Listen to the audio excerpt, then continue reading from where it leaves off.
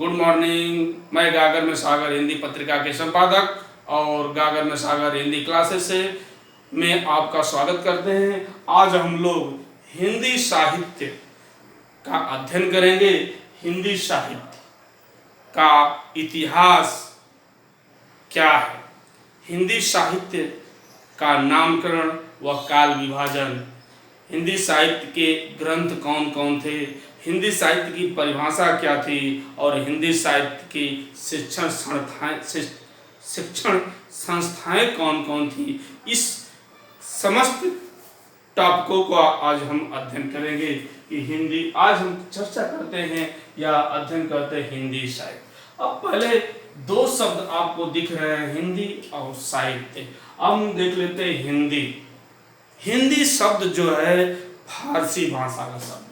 किस भाषा का शब्द है? फारसी।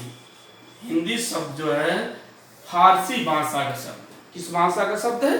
फारसी, जिसका विकास, जो हिंदी का विकास हुआ था वो अपभ्रंश से हुआ था। किस भाषा से हुआ था? अपभ्रंश।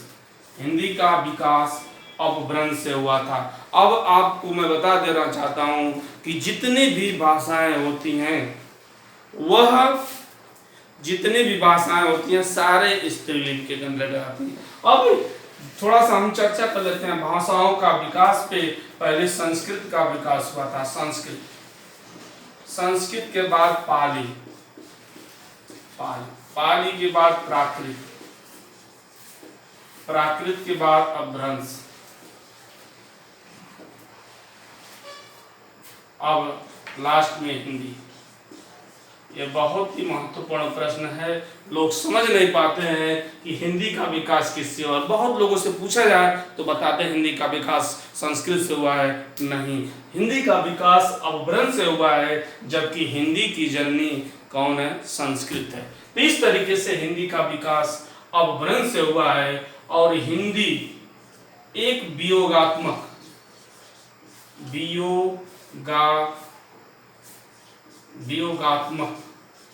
भाषा है। हिंदी किस प्रकार की भाषा है? एक वियोगात्मक भाषा है। ठीक है। अब जो प्रश्न जो बहुत ही महत्वपूर्ण पूछा जाता है कि हिंदी जो है, हिंदी का जो लिपि है वह किस लिपि में लिखी जाती थी? जो हिंदी भाषा है वह किस लिपि में लिखी जाती थी? तो इसकी लिपि थी देवनागरी। देवनागरी लिपि। किस लिपि में लिखी जाती थी? देवनागरी लिपि में। और देवनागरी लिपि बाएं से दाएं की तरफ लिखी जाती है। जैसे हम जो लिख रहे हैं यह हम देवनागरी लिपि में लिख रहे हैं।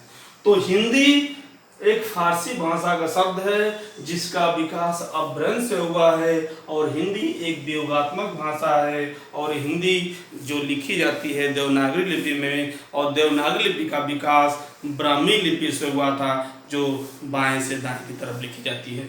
जबकि एक जो बहुत ही महत्वपूर्ण प्रश्न है जो परीक्षाओं में पूछा जाता है कि हिंदी किस भाषा परिवार की भाषा, हिंदी किस भाषा परिवार की भाषा है? तो हिंदी एक भारोपी भाषा परिवार की भाषा।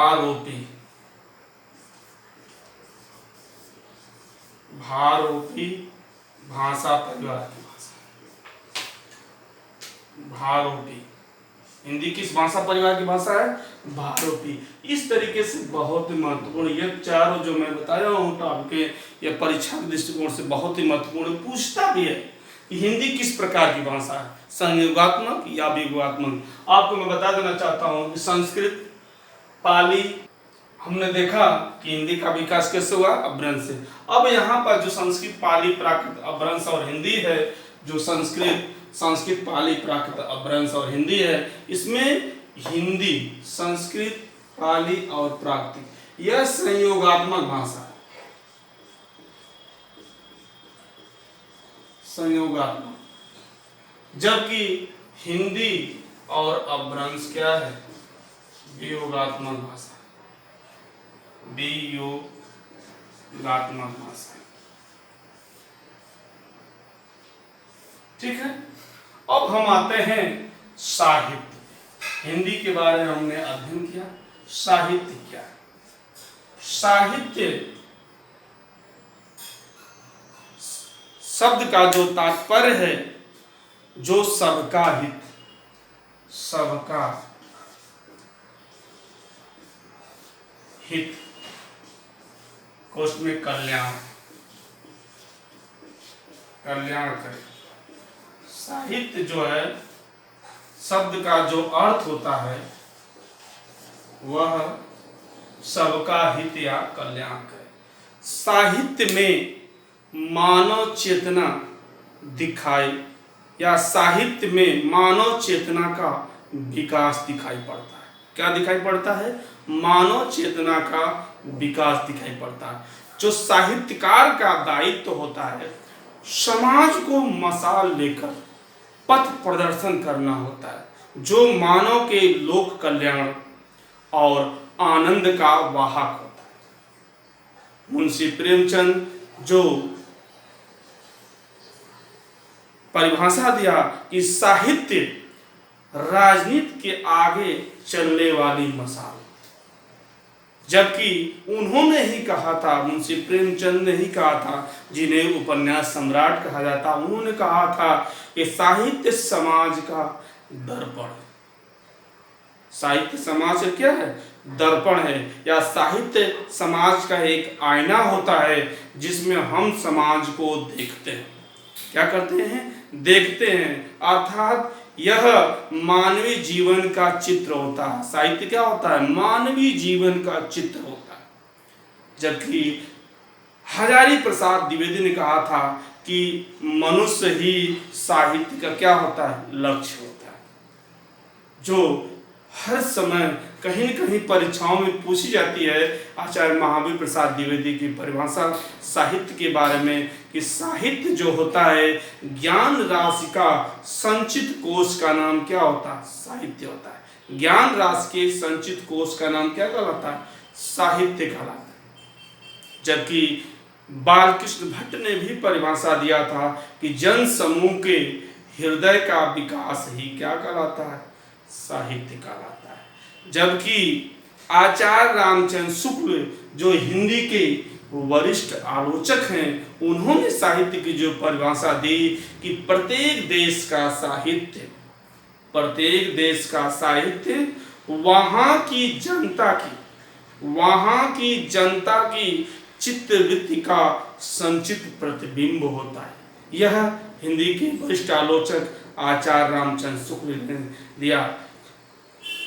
ठीक है, तो साहित्य जो शब्द है, आपको देखा गया कि साहित्य शब्द जो है साहित्य शब्द से मिलकर बना है, जिसका अर्थ होता है साथ, अर्थात साहित्य का जो तात्पर्य होता है सहभाव अर्थ या साथ रहना या धारण करना होता है। तो साहित्य की परिभाषा हमने देखा कि साहित्य जो है सबका हित या कल्याण करता है। साहित्य में मानव चेतना का विकास दिखाई पड़ते, इस तरीके से साहित्य का हमने देखा।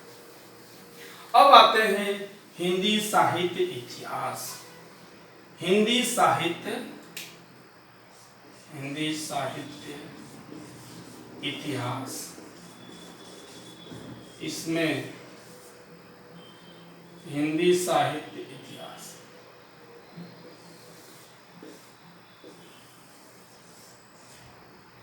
शिक्षण संस्थाएं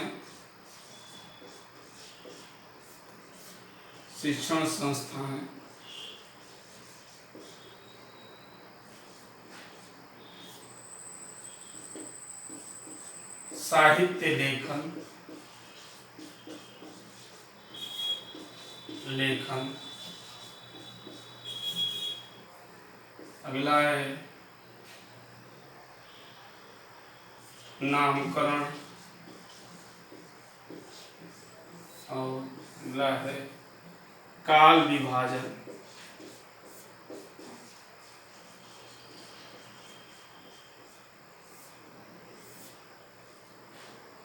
ठीक है, अब हम आते हैं साहित्य इतिहास लेखन। साहित्य इतिहास लेखन साहित्य इतिहास लेखन, साहित्य इतिहास लेखन।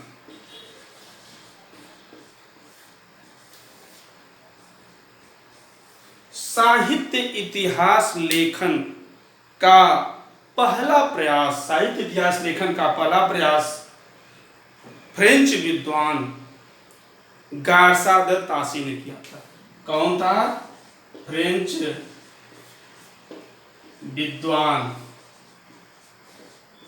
कौन थे? गार्सा द तासी।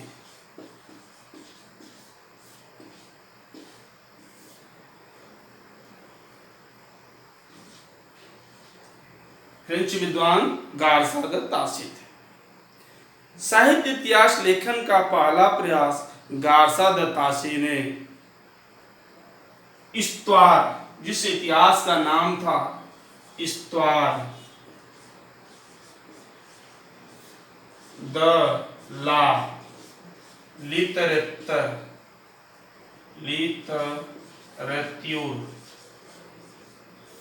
एंदुई हिंदुस्तानी,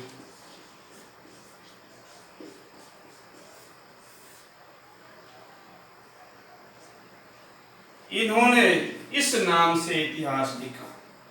फ्रेंच विद्वान गार्सा द तासी ने जो पहला प्रयास किया किस नाम से लिखा? इस्त्वार द ला लिटरेचर एंदुई हिंदुस्तानी नाम से लिखा, जिसकी भाषा क्या थी? जिसकी भाषा फ्रेंच या फ्रांसीसी, जिसकी भाषा फ्रेंच या क्या थी? फ्रांसीसी थी। और जो यह इतिहास लिखा गया था जिसमें दो भाग थे। कितने भाग थे? भाग दो थे। प्रथम भाग 1839 ईस्वी में लिखा गया था और द्वितीय भाग 1847 ईस्वी में लिखा। यह इतिहास जो गार्सा द तासी ने लिखा था वो दो भागों में लिखा था, जिसके प्रथम भाग का प्रकाशन सन 1839 ईस्वी में और द्वितीय भाग का प्रकाशन सन 1847 ईस्वी में इन्होंने किया था। यह जो इतिहास लिखा गया था वह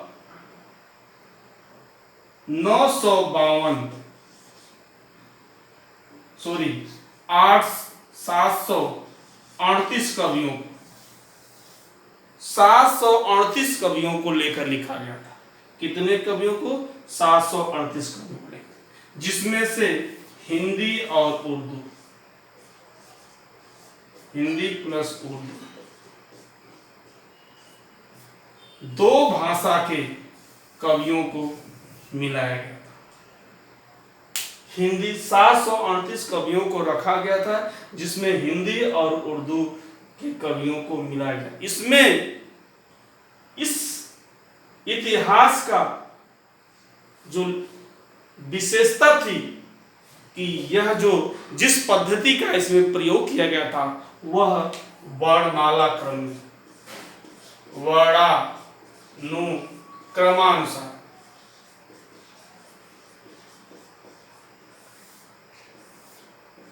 किस क्रम से लिखा गया था? वर्णानुक्रम अर्थात अल्फाबेटिक क्रम। जो इतिहास की पद्धति थी वह वर्णानुक्रम पद्धति में लिखा गया था, जिसमें 738 कवियों को रखा गया था, जिसमें से हिंदी और उर्दू दोनों भाषाओं के कवियों को मिला दिया गया। ठीक है। और किस पद्धति से लिखा गया था? वर्णानुक्रम पद्धति से। किंतु इस इतिहास को, यह इतिहास फ्रेंच या फ्रांसीसी भाषा में था, जिसको भारतीय पढ़ने में असमर्थ होते थे, इसलिए इसका हिंदी अनुवाद किसने किया था? लक्ष्मी सागर वार्ष्णेय। लक्ष्मी सागर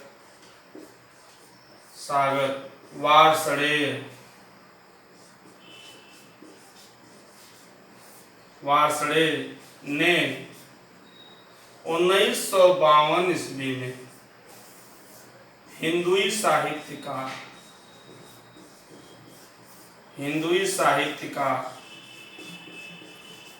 इतिहास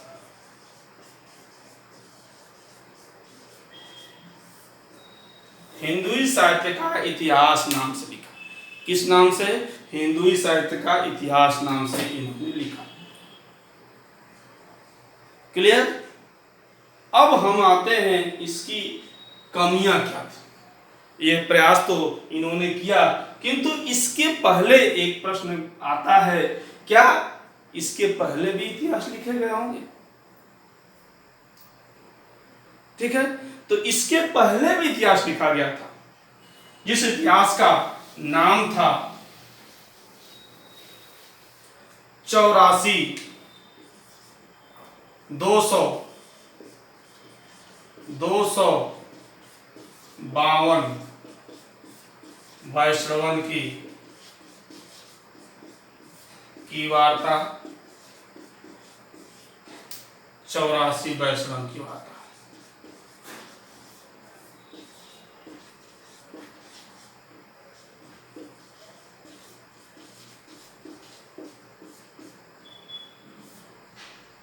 भक्तमाल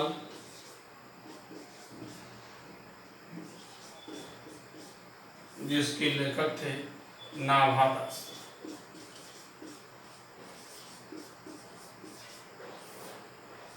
और इस दोनों के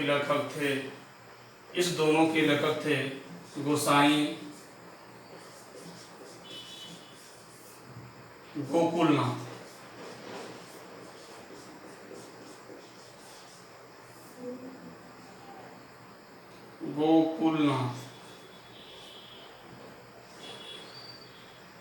गोसाई गोकुलनाथ, मतलब इस दोनों 252 वैश्रवण की वार्ता के लेखक और 84 वैश्रवण की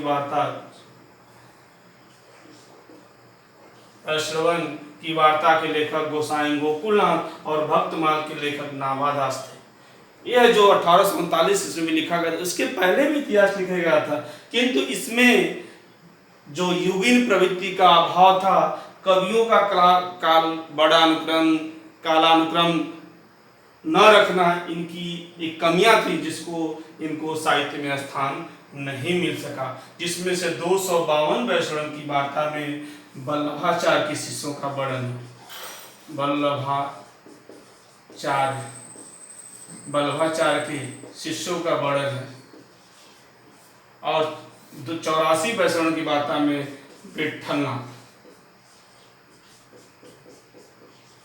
विट्ठलनाथ के शिष्यों का वर्णन।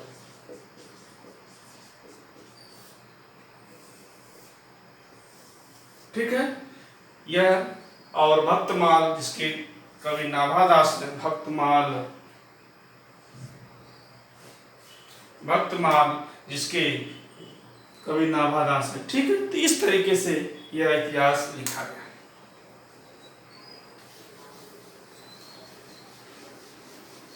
अब इस इतिहास की कमी क्या थी, जिसको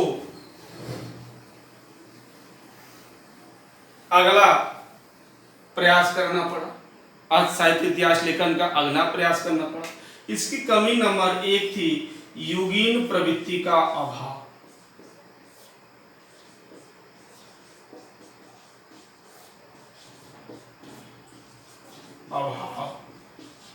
युगीन प्रवृत्ति का अभाव, जिस युग में जो कवि पैदा हुए थे, जिस काल में, उनको न रख करके एक साथ मिला देना। दूसरी थी हिंदी और उर्दू दोनों कवियों को मिला देना।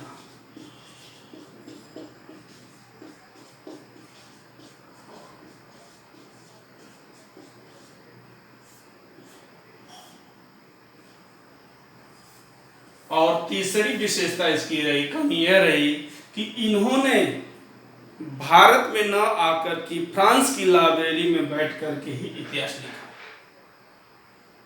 फ्रांस में रहकर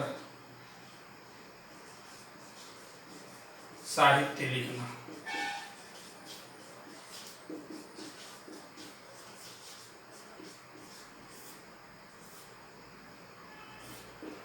कहने का तात्पर्य है कि इन्होंने भारत में आए भी नहीं और फ्रांस की लाइब्रेरी में बैठ करके ही इन्होंने साहित्य का इतिहास लिख दिया। जो सबसे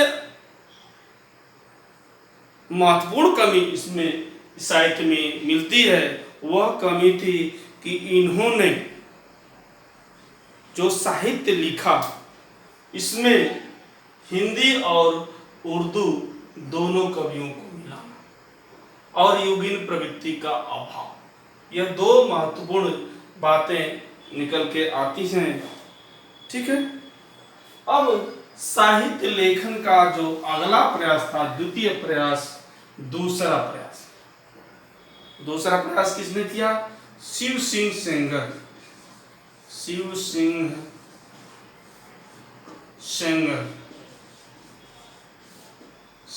सेंगर ने शिव सिंह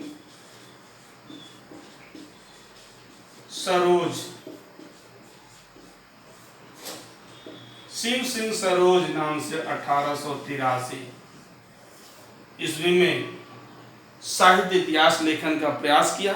जो शिव सिंह सेंगर ने शिव सिंह सरोज नाम से सन 1888 में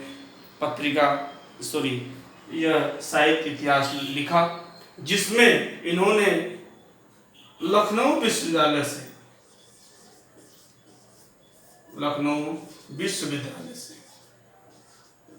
यह साहित्य लखनऊ विद्यालय से प्रकाशित होता हुआ। ठीक है। अब जो सबसे बढ़िया इसकी विशेषता है, जो सबसे अच्छी इसकी विशेषता यह है कि यह साहित्य हिंदी भाषा में लिखा जाने वाला हिंदी साहित्य का पहला इतिहास माना जाता है। हिंदी भाषा में लिखा जाने वाला हिंदी साहित्य का पहला इतिहास किसे कहते हैं? शिव सिंह सेंगर का। शिव सिंह सरोज है जो सन 1888 ईस्वी में लिखा गया, जिसका प्रकाशन कहाँ से होता था? लखनऊ विश्वविद्यालय से। ठीक है।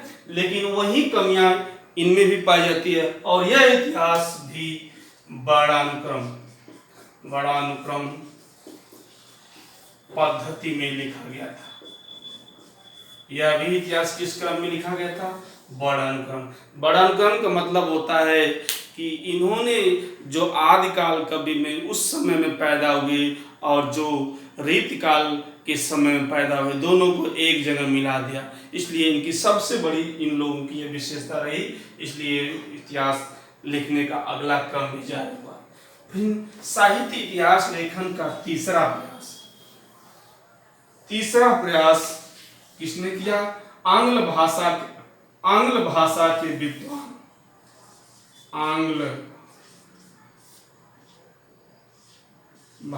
के विद्वान कौन थे? जॉर्ज अब्राहम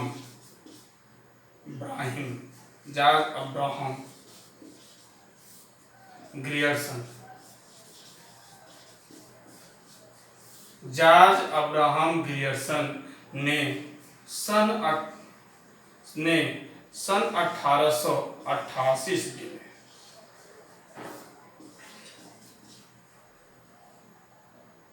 ठीक है, जॉर्ज अब्राहम ग्रियर्सन ने सन 1888 ईस्वी में Asiatic Society of Bengal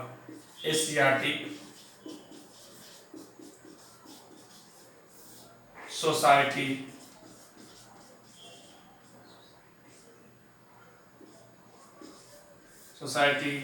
of Bengal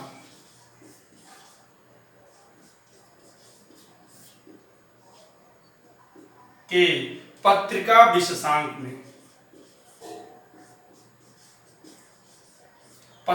विशेषांक में द मॉडर्न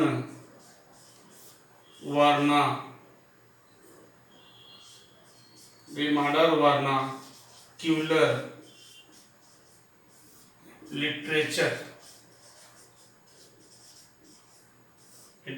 ऑफ हिंदुस्तान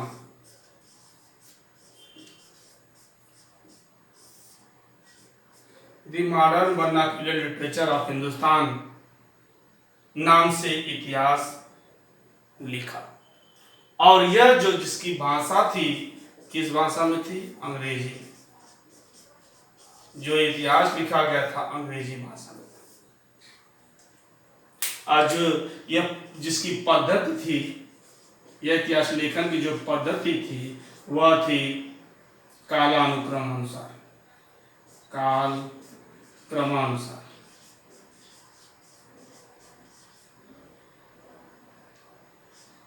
काल क्रमानुसार जो इसकी पद्धति थी वो किस क्रम में लिखे जाते थे? काल क्रमानुसार लिखे जाते थे।